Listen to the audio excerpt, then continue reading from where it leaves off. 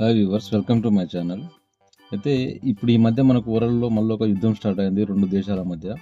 అది మన Thailand, Cambodia దేశాల మధ్య మళ్ళీ యుద్ధం స్టార్ట్ అయింది. ఆ యుద్ధం ఎందుకు అయిందనేది ఈ వీడియోలో నేను క్లియర్గా చెప్తా.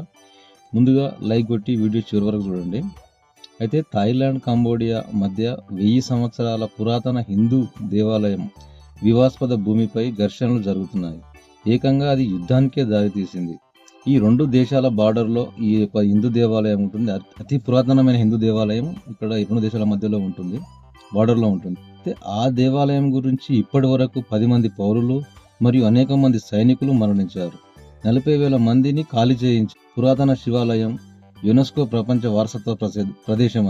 అంతర్జాతీయ న్యాయస్థానము 1962లో దీనిని కంబోడియాకు అప్పగించినప్పటికీ థాయిలాండ్ ఇప్పటికీ అభ్యంతరం వ్యక్తం చేస్తూ అప్పుడప్పుడు కవ్వింపు చర్యలకు పాల్పడుతూ ఏకంగా ఇప్పుడు యుద్ధానికే దారి తీసింది.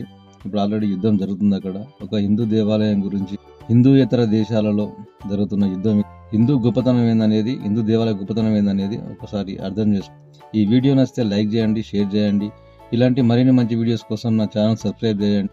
ఈ రెండు దేశాల మధ్య ఒక హిందూ దేవాలయం గురించి యుద్ధం జరగడం ఎలా ఉందనేది కామెంట్ బాక్స్లో కామెంట్ చేయండి.